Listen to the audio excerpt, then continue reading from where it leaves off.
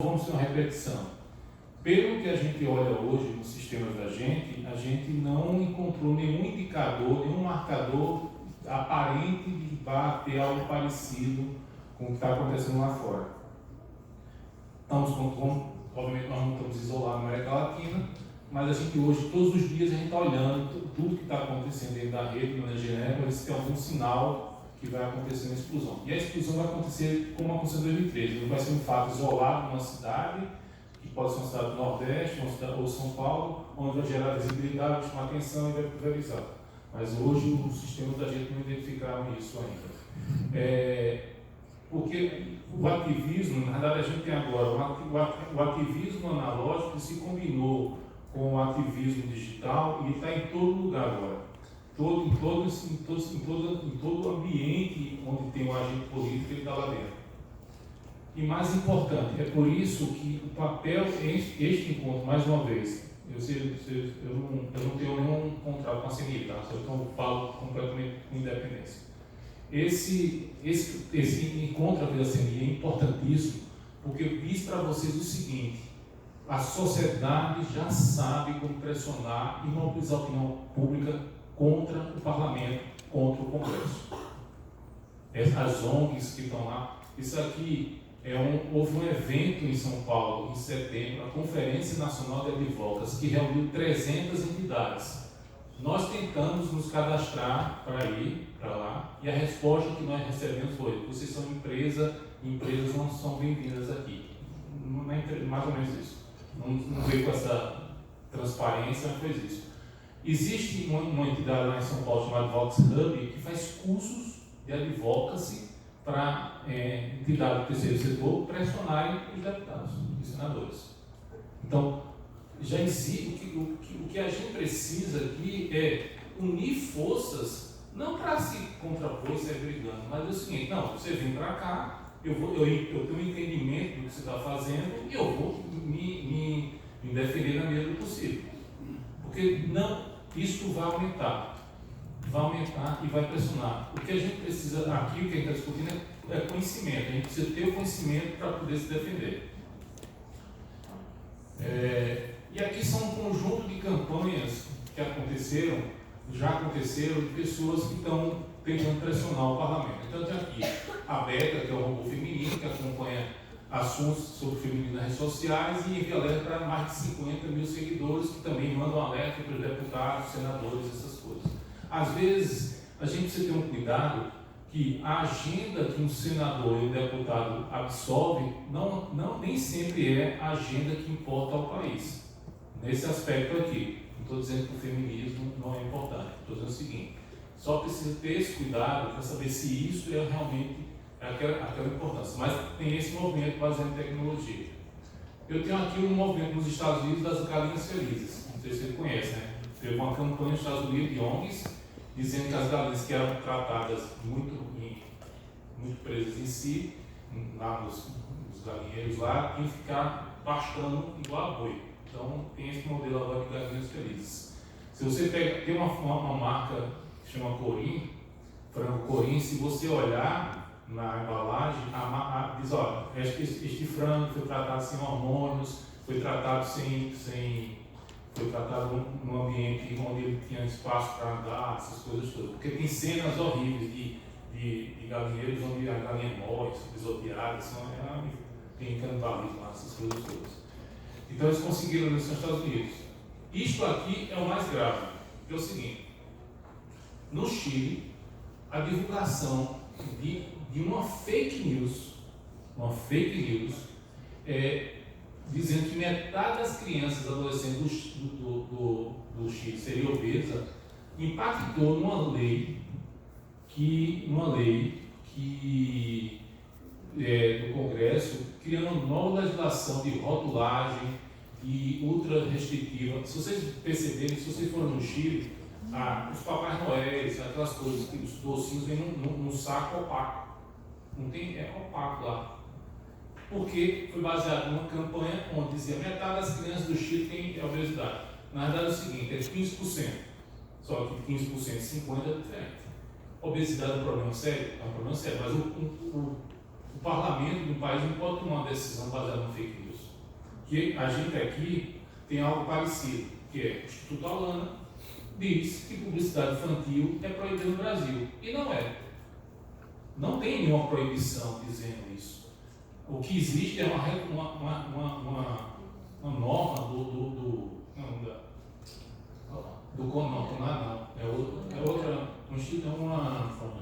Conanda. Uma norma do Conanda recomendando isso. Aí o que é que fez o Alana? Criou isso como diz, não, é uma lei que tem que ser seguida. Aí o juiz de primeira instância começaram a seguir essa lei. E aí quando isso vai subir para os nossos superiores, percebe que não é nada e derrubam. Mas tem um custo para as empresas. Aí o que o Alana faz? Contrata a The Economist, faz um relatório da Economist, relatório bom, dizendo que publicidade infantil é proibida no Brasil. Você vai ter um relatório, a última página do relatório, dizendo o seguinte, os dados que estão aqui não são responsabilidade nossa, a gente fez a partir de elementos que existiam dentro do universo de mídia, essas coisas todas. Aí o Alana pega o negócio, vai para o Congresso, eu tenho aqui que é o publicidade infantil, uma discussão da sociedade, as pessoas estão preocupadas com a publicidade infantil, com publicidade infantil. Mentira, porque na verdade é o seguinte, eu falo que a gente trabalhou para a coalizão que defendia uma autorregulamentação. Eu sou um liberal, então eu quero que o Estado fique mais longe possível da minha vida. Mas a gente foi trabalhar para isso. Então a gente trabalhou para a coalizão e dizemos o seguinte, essa discussão não existe na sociedade. A sociedade brasileira não está discutindo publicidade infantil. Sabe por quê? Porque quando eu tiro o programa infantil no manhã cedo da grade da TV, o que é que aparece? Programas populares, com violência com as crianças. E aí o que é mais grave ainda, que o conjunto de entidades lidadas por ela tem essa discussão, é que meu filho, que é de classe média, não vê TV aberta, vê TV a cabo e vê publicidade infantil e vê programa. Os filhos dos pobres que não têm TV aberta, o que é que estão vendo? Programa de violência. Então, trata as pessoas como hipossuficientes, e cria uma pressão no Congresso dizendo não, a sociedade está conosco, a sociedade pode até estar, mas não é ali só. Tá? Então ter esse cuidado é muito importante, porque eles usam os mecanismos para fazer isso. Tem um caso clássico de uma rede de lanchonetes lá em São Paulo que tirou, por pressão de entidades, tirou a batata frita do lanche. E aí tirou porque as pessoas achavam que a sociedade queria isso. Sabe o que aconteceu? As mães chegavam na lanchonete e diziam o seguinte: eu trago meu filho para comer batata frita aqui. Maçã, como vocês estão colocando, ele come em casa. Aqui é batata frita. Então você não tem o direito de fazer isso. Aí a batata frita não voltou um outro Danoninho lá, mas era essa coisa, às vezes se cria essas falsas expectativas, né, para dizer que a sociedade pensa assim. E a tecnologia é importante, a análise de dados é importante para mostrar assim, não é. Então tem esse aspecto aqui. Então, agora a gente vai entrar nessa questão de, até agora a gente mostrou conceitos, mostramos dados, mostramos alguns exemplos, agora mostramos o seguinte: se a CNI tem o direito legítimo de ter uma causa e defender essa causa de maneira muito transparente, os deputados também podem ter suas próprias causas e defender essas causas abertamente. Como fazer isso? Advocacy. Os deputados podem fazer sua advocacy, combinado em algum momento com a CNI ou com outra entidade, ou também em um momento sozinho. Eu posso defender a minha causa e fazer isso. Então, o que a gente propõe para vocês nos próximos minutos é criar dentro de vocês uma cultura de advocacy na era digital em defesa de causas dos deputados e senadores. Eles defenderem abertamente, porque o que está acontecendo hoje com os deputados e senadores é que são muito reativos, eles recebem muita informação. Quem propõe agora não. Agora vocês têm que ir para frente, e vocês têm que liderar esse processo dentro do Congresso, essa comunicação junto com a sociedade. Só para fazer um comentário sobre isso especificamente, assim, a gente tem que diferenciar, né? Tipo, acho que o Manuel já começou mostrar essa diferença entre lobby e advocacy. No Brasil a gente tem aquela imagem do lobby que é uma imagem de que lobista é corruptor, é a pessoa que vai chegar com mala de dinheiro para deputado e tal. O lobby no Brasil vem se profissionalizando, se tornando cada vez mais sério e os profissionais da área vêm defendendo o que é legítimo interesse das empresas, das associações privadas, ter contato com o poder público. Mas a diferença aqui do advocacy, assim, que antes do lobby, a ideia do lobby, a ideia das relações governamentais é ter vocês, assessores de deputados, senadores, governo e, sei lá, funcionário público, como alvo de campanhas para que passe uma lei ou não passe uma lei e tal.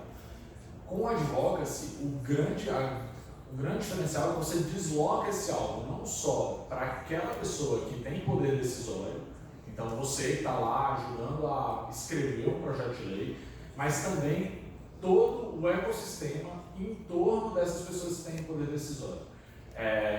No advocacy, a sociedade é impactada junto com a pessoa com poder decisório, com o ministro, o secretário, às vezes o funcionário de segundo, terceiro escalão, que também na caneta ali pode mudar alguma coisa. Essas pessoas elas vão ser impactadas, mas a sociedade inteira é impactada. Então, assim, de uma realidade em que quem precisava fazer essa atividade de relações governamentais era a entidade privada, a associação privada, a empresa. De repente a gente tem uma outra realidade em que os próprios agentes públicos precisam também impactar a sociedade para poder convencer a sociedade de que a atividade deles faz sentido, porque é uma atividade legítima, inclusive quando está em acordo com interesses de empresários e da sociedade civil em geral. Então, assim, o advocacy, vocês deixam de ser só alvo de advocacy, só alvo dessas campanhas, para também passarem a ser parceiros e agentes nessas campanhas. Isso é muito relevante, muito relevante para a gente entender, para mostrar como que cada vez mais um papel de protagonista que também os agentes políticos têm nesse novo cenário. Porque, por exemplo, algo muito comum que acontece é o deputado chega para uma entidade ou uma estrutura e fala: me ajuda nesse tema que estou levando muita bordoada aqui. Na verdade, o que a gente está propondo aqui para vocês, não, vocês têm que liderar isso, vocês têm que montar a coalizão de vocês para defender os interesses do deputado e ser sair de uma atitude passiva para uma atitude ativa.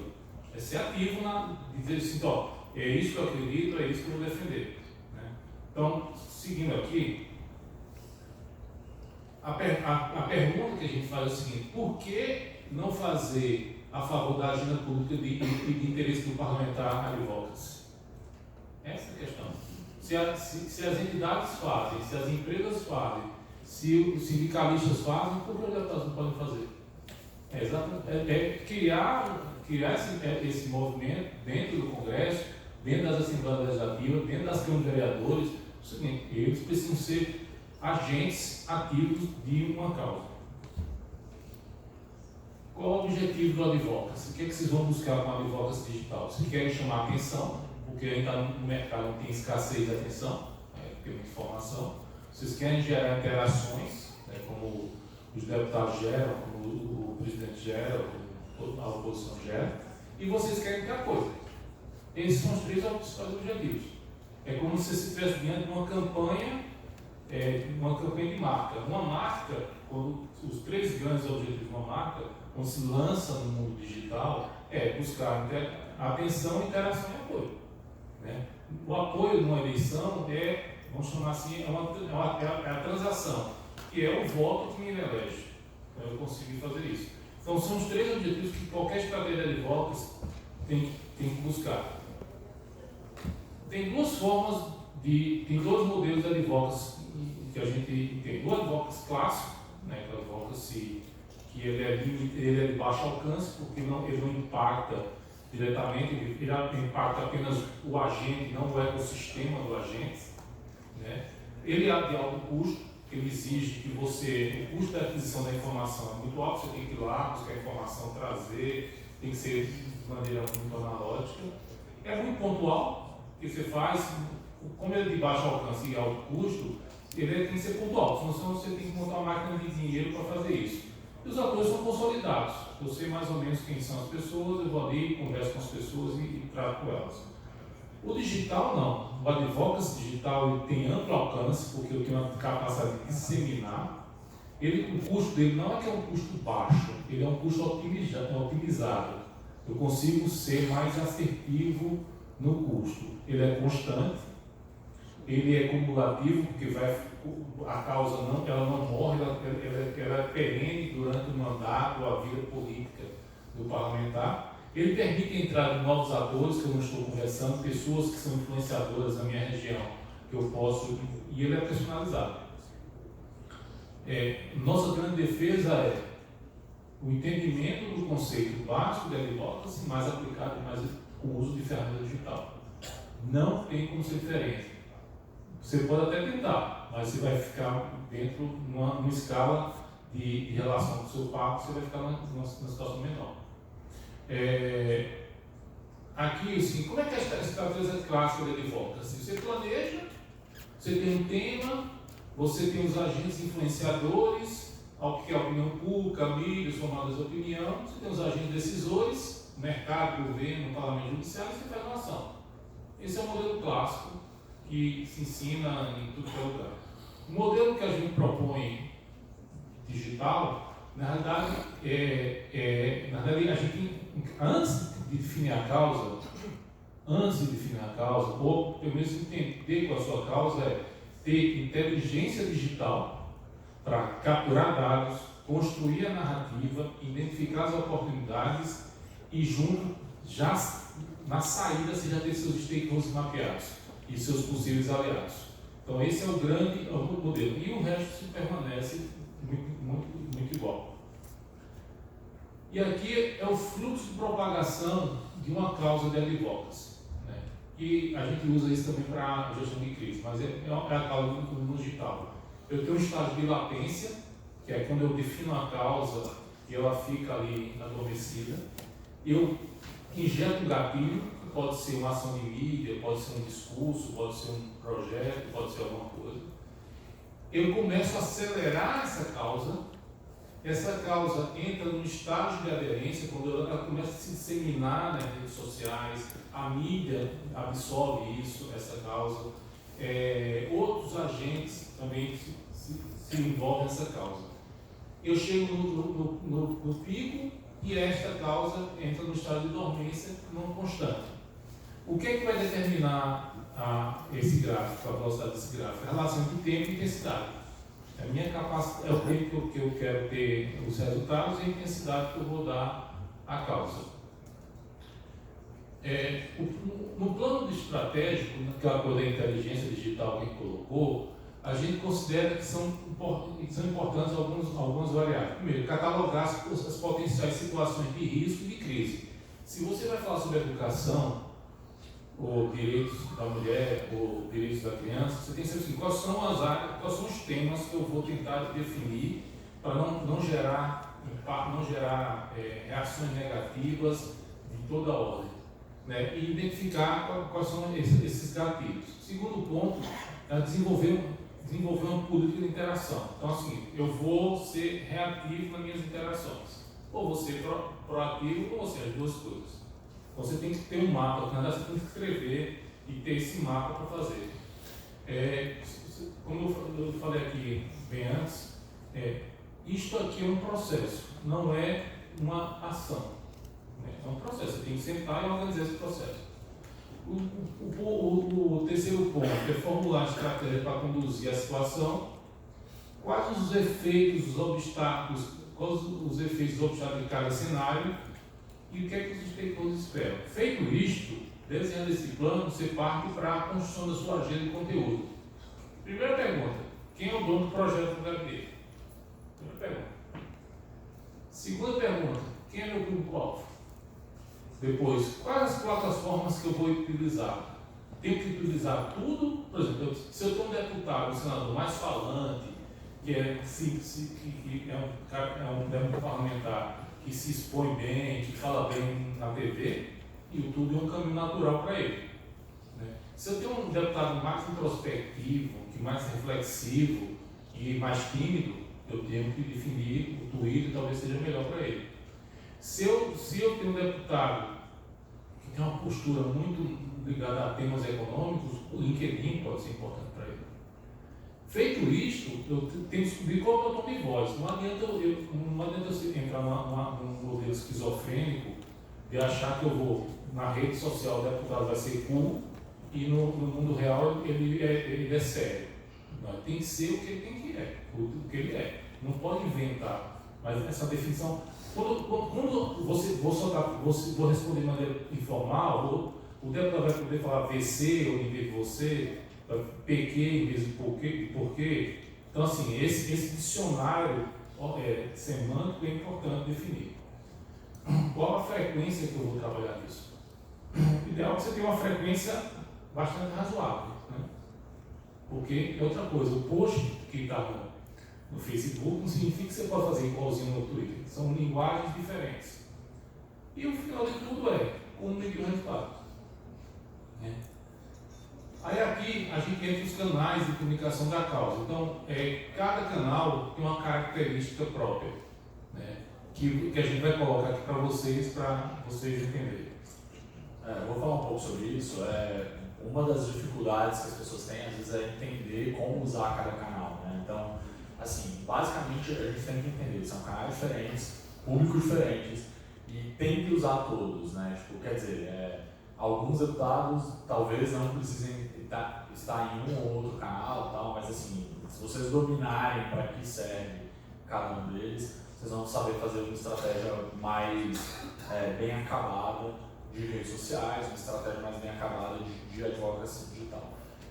O Twitter é uma que sempre causa dúvidas, assim, né? Porque não está todo mundo lá, meu eleitorado não está lá. Muitas vezes, realmente, alguns deputados não têm eleitorado no Twitter, e as pessoas se perguntam qual é a relevância. O Twitter, no entanto, ele tem algumas relevâncias, alguns pontos que fazem ele uma rede social muito mais relevante do que o tamanho dela. Apesar de ser a rede social com menos gente no Brasil, ela é uma rede social que é muito boa para causas transversais, porque ela atinge muito formadores de opinião. Então, jornalistas estão lá, publicitários, arquitetos, designer, pessoal que está ali como formador de opinião e que vai acabar vazando o que sai ali para outras redes, inclusive. E além disso, especialmente com mídia, ela é muito boa para falar com a mídia. Então, boa parte das notícias que vocês veem hoje em dia repercutindo falas de deputados, de ministros, repercussão do Twitter.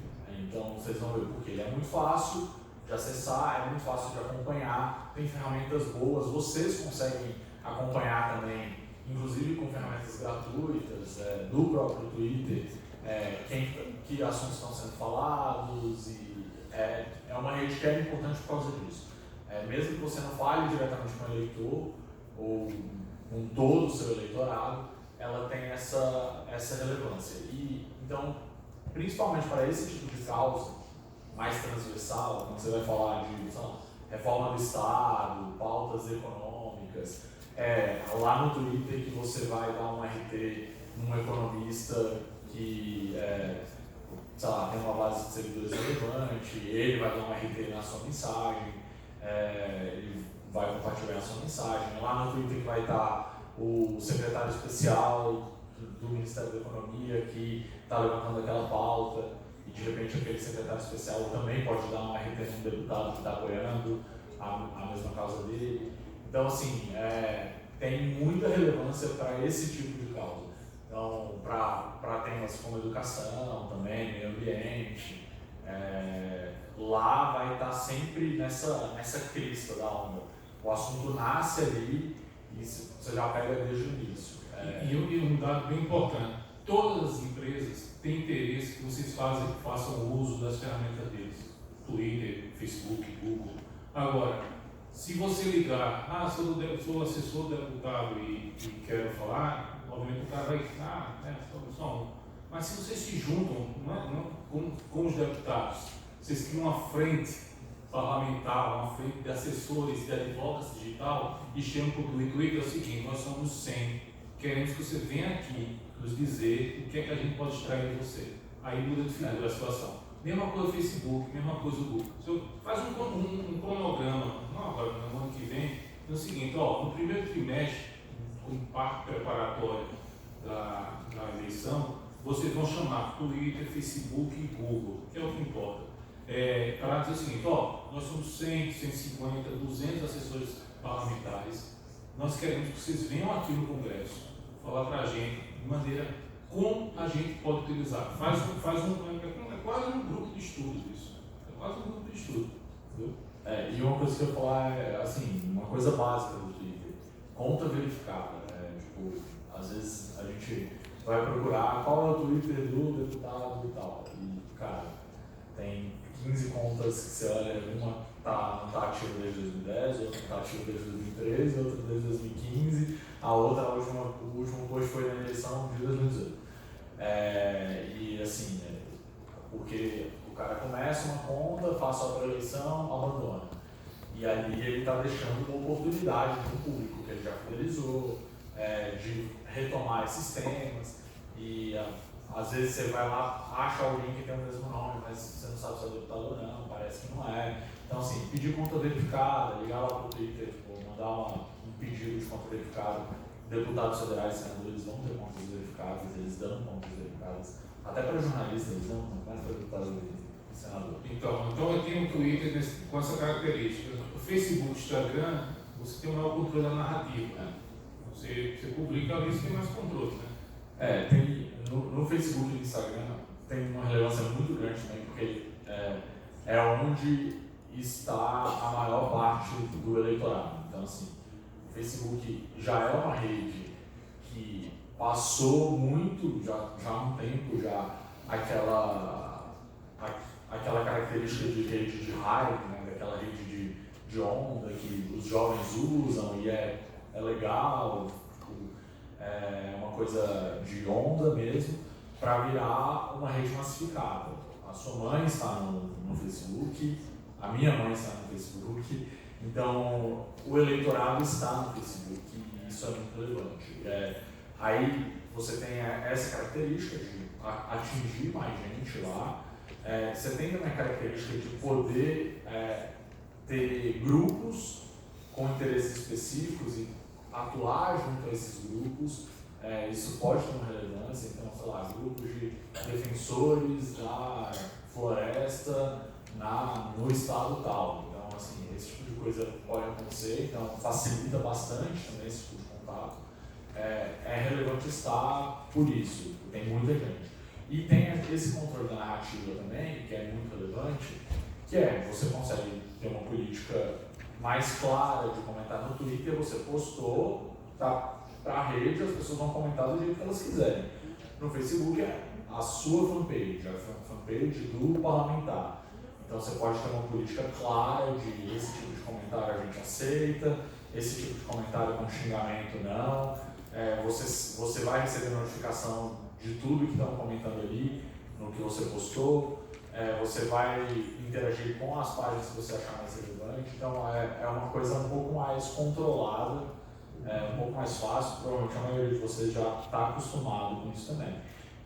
O Instagram, ele tem um apelo um pouco mais de rede pessoal, que vale a pena vocês terem em vista, mas é muito interessante como a gente percebeu que no ano passado já estava sendo muito usado para política, para campanha política mesmo. Assim, já tinha alguns deputados que não tinham fanpage no Facebook e estavam no Instagram postando chamado para ir na caminhada caminhada da vitória do candidato tal.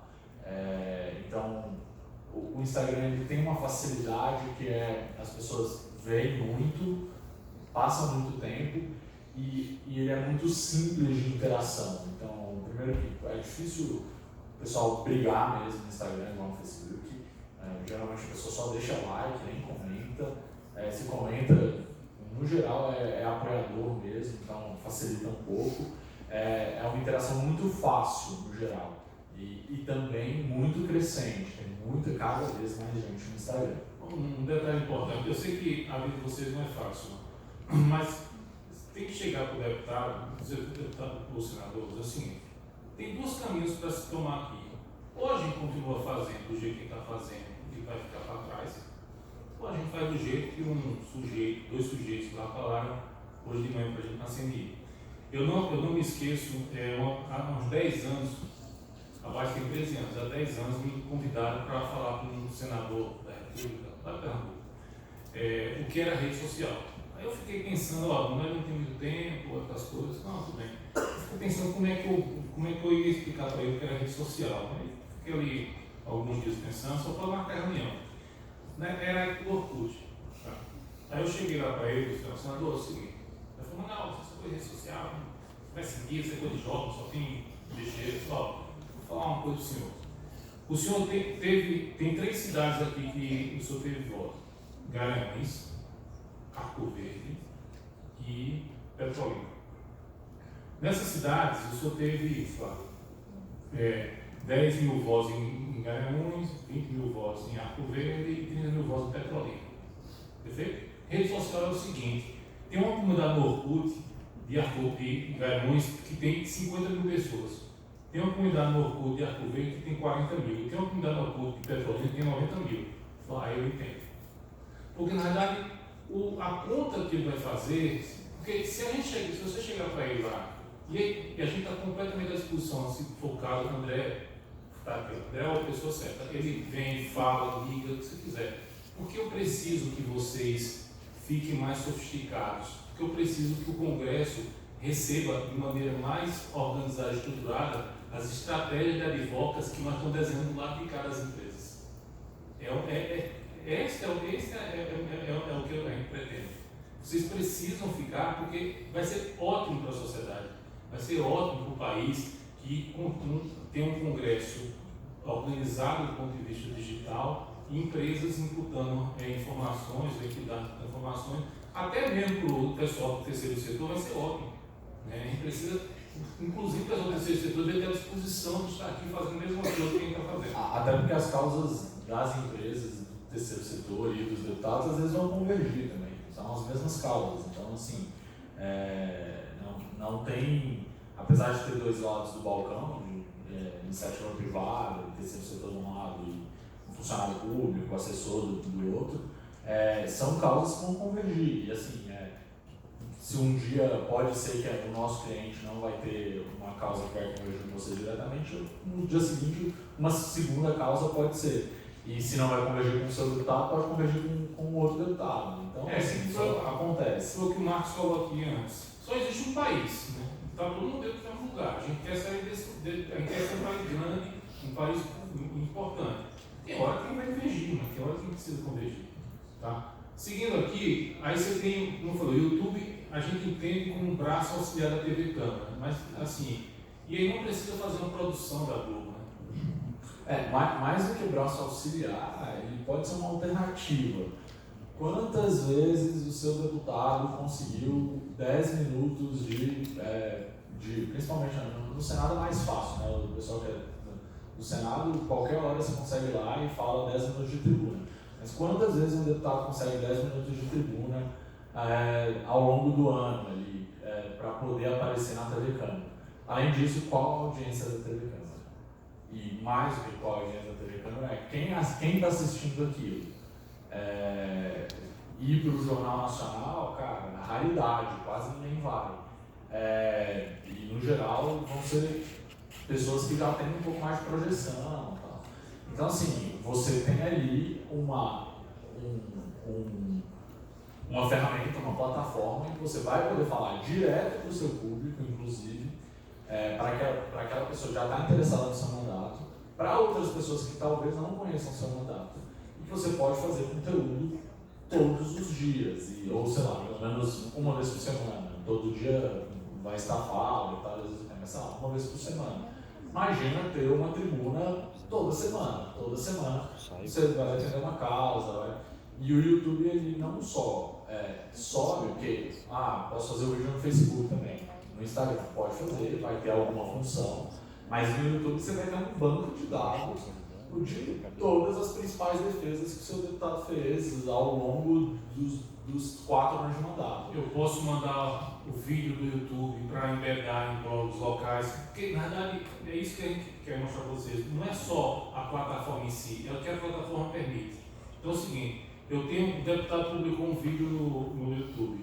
O que mais um blog local quer, o cara está quebrado lá, só tem ele, é conteúdo. Então assim, eu sei que tem as questões locais com os blogs, como é que ele trabalha, mas você tem aqui, acabou de publicar o vídeo do deputado, você tem um conjunto de blogs já mapeados, que você sabe que é simpático a causa, tem essa coisa, você despacha os blogs dos caras, né? Você tira do blogueiro a hegemonia de só ele produzir o conteúdo. Você manda o código do vídeo, o cara embeda lá, acabou. É isso que tem que ser feito. Então assim, o YouTube tem essa característica. Se você perguntasse, que conhecimentos técnicos eu preciso ter dentro do gabinete para trabalhar nisso? Você precisa ter um analista, alguém de cabelo branco, ou experiente, como nós todos aqui, porque quem está falando aqui não é tecnologia, é comunicação, e um estagiário, um analista, que seja ágil, que saiba editar um vídeo, não pega um celular e editar um vídeo, que saiba fique um pouco carrapato, deputado, vai para o plenário, vai lá, conversa. Mas tem que ser uma coisa que não pode ser uma coisa à sorte, tem que ser algo organizado. Então, deputado, eu sei mais uma vez, eu estou repetindo isso, então, o cara que se elegeu por uma briga gigantesca no estado dele, o cara tem a imagem que ele está em outra dimensão. Mas chega para o deputado, a agenda da semana é essa aqui. Você vai fazer um discurso, porque a gente já organizou um blog lá de Pindamonhangaba, que a gente vai mandar o conteúdo para na segunda-feira. Na verdade, você transforma o gabinete numa agência de notícia particular. Você fica menos dependente da agência Câmara e da agência Senado e usa eles aqui para pegar o conteúdo, gerar o conteúdo. Mas você é o canal de distribuição. Você não deixa só na agência Senado, porque é você e 513 lá, e 81. Mas então o YouTube tem essa característica de você propagar. O LinkedIn, como eu já falei, acho que está claro isso aqui, é para falar de opinião no mundo corporativo. Eu tenho 35 milhões de pessoas lá, que tem perfis e estão buscando informação. O LinkedIn vai ser muito importante para manter contato com a iniciativa privada, com executivos das empresas que vão estar no seu cenário ali, na cidade onde você tem editorado e tal. E é também uma plataforma que vocês devem usar. E o podcast tem a novidade do momento, porque na verdade não é um podcast do discurso, mas imagine um deputado, vocês, gravam um podcast de deputado, mais ou menos, tem uma direita de educação.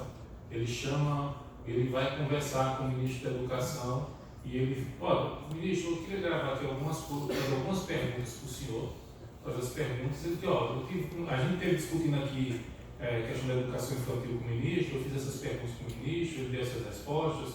Mas pessoal, olha só, eu fiz um discurso semana passada e também tem um conjunto de dados aqui que eu vi um resultado que saiu do INEP, ou do Todos pela Educação, uma pesquisa muito interessante. Não é um discurso de tribuna, é uma conversa, um programa mesmo. É um programa mesmo onde você tem um roteiro a ser seguido. E, pode fazer com que frequência? Sei lá, faz com mesmo. Uma das dificuldades do podcast, que a gente pode ver, assim, se você for fazer um podcast de um mandato, é algo que dificilmente alguém vai querer ouvir no carro. Toda segunda-feira, indo para o trabalho, vou passar 1h30 no trânsito e vou ouvindo o podcast do mandato do meu deputado. Pode não ter esse absolutamente nenhum, vocês provavelmente não ouviriam. Mas vocês podem pensar que, sei lá, se o cara tem um tema específico, ele pode produzir conteúdo para pessoas que se interessam por aquele tema. Então, assim, trazer mais alguém conversar com outro deputado que também está defendendo uma pauta. Se a minha pauta é educação, trazer um especialista para conversar e vamos pensar em política pública sobre isso. Então, tem que pensar em alternativas para chamar a atenção. E pegar o programa e mandar para a rádio local. Ó, tem aqui 5 minutos de um programa, 10 minutos que eu fiz, manda para a rádio local. O que a gente está mostrando aqui para vocês é o que seria o ideal, obviamente. Né? A newsletter é outro importante também, porque se lembrem que o Google mapeia o Gmail, vê tudo que está publicando no Gmail. Se a newsletter do deputado chega no Gmail do eleitor, o Google entende que tem um conteúdo ali que interessa ao eleitor e na busca que ele fizer pode aparecer o deputado. Então a newsletter também, e tem ferramentas que fazem newsletter bem em conta. Eventos, eu acho importante, porque evento é importante? Para geração de conteúdo para repercussão. Então um evento do café da manhã, que o deputado já faz, né? A agenda dele, um evento da CNI, lançamento de algum evento. Vocês têm que ter alguém do gabinete colado com o deputado, dizer, olha, esse deputado sou leva para tudo que é lugar aqui. Leva para onde o senhor for, o senhor leva ele. Para extrair informação. Alguém safo, alguém ágil e que consiga fazer isso. O WhatsApp. O WhatsApp, eu acho que é uma das grandes dúvidas, né? Como usar o WhatsApp, como consigo monitorar e tal. É muito importante lembrar que o WhatsApp pode ser um canal, principalmente de mobilização de apoiadores. Vocês não vão conseguir mandar disparar mensagens pelo WhatsApp para 5 milhões de pessoas. Tem empresas que prometem isso, algumas até entregam, mas mesmo com essas você não vai conseguir nem saber qual é a efetividade desse envio. Mas, para a mobilização de apoiadores, pode ser muito relevante. Então, se você tem um grupo de apoiadores mandado, um grupo de 20, 30, 5 grupos de 50 pessoas que recebem conteúdo, essas pessoas podem se encarregar de passar conteúdo para os próprios grupos, para o grupo da família, para o grupo do trabalho. E isso ali tem um impacto gigantesco. Até porque o WhatsApp, por que ele influencia tanto? Porque ele tem uma relação pessoal direta ali. Você está recebendo uma mensagem do WhatsApp da sua mãe, uma mensagem do WhatsApp do seu filho, uma mensagem do colega de trabalho. E aquilo ali, por isso que até, sei lá, as notícias mais bizarras, os fake news mais bizarros, eles ganham uma outra dimensão no WhatsApp, porque você recebeu de alguém quem você confia muito. Você deixa de lado aquela diligência habitual quando você lê notícias. Às vezes você lê notícia do Jornal da Sociedade e você já vai meio desconfiado.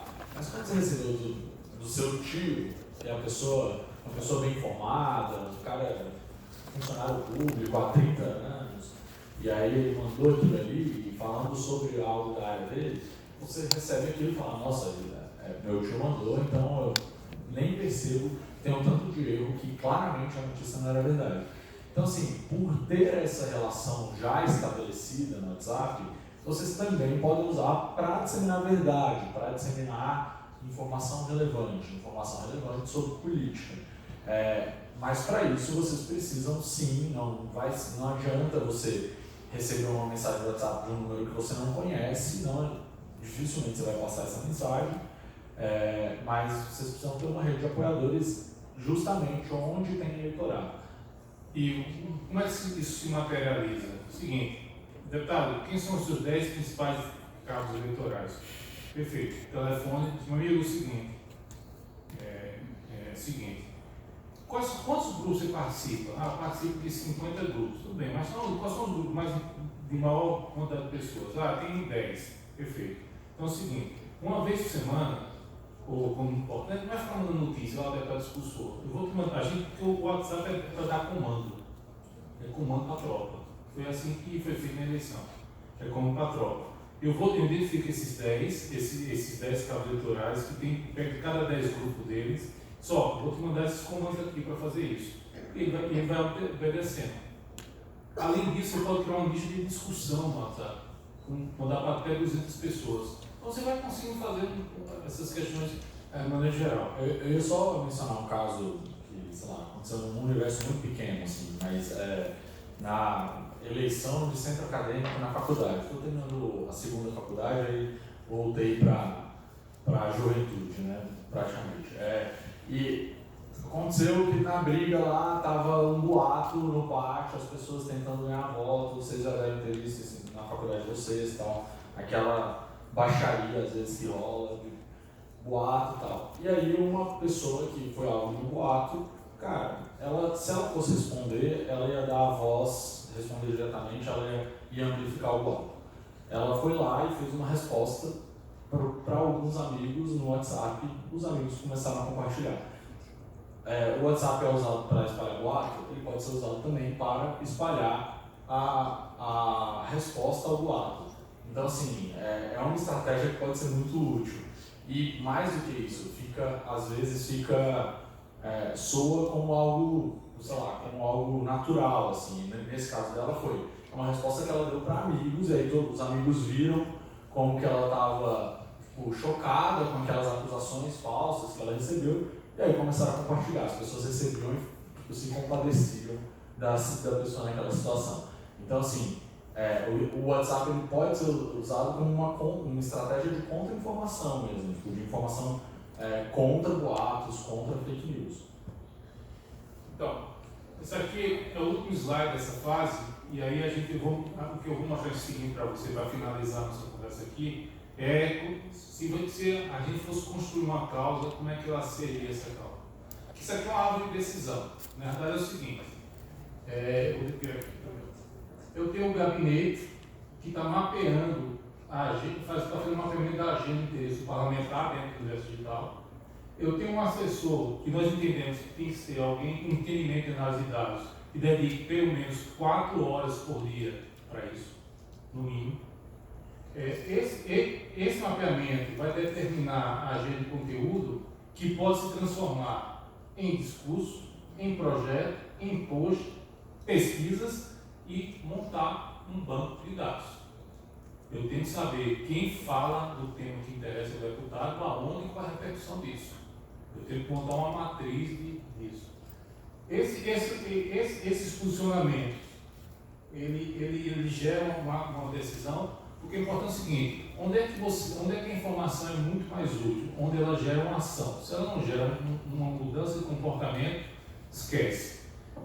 Feito isso, você volta, avalia resultado e reinicia o mapeamento. Isso é a minha decisão. Tudo que a gente falou até aqui, está aqui. Obviamente é um desdobramento, mas é tudo isso aqui. Então, assim, não é tão complexo, mas ele não é simplista. Então, assim, é esse modelo aqui que a gente propõe. É muito importante pensar também nessa ação, assim, além de ser uma ação de comunicação, ser uma ação efetiva. Então, às vezes a gente pensa, tem gente que fica tentando pegar carona em tudo que está acontecendo, né?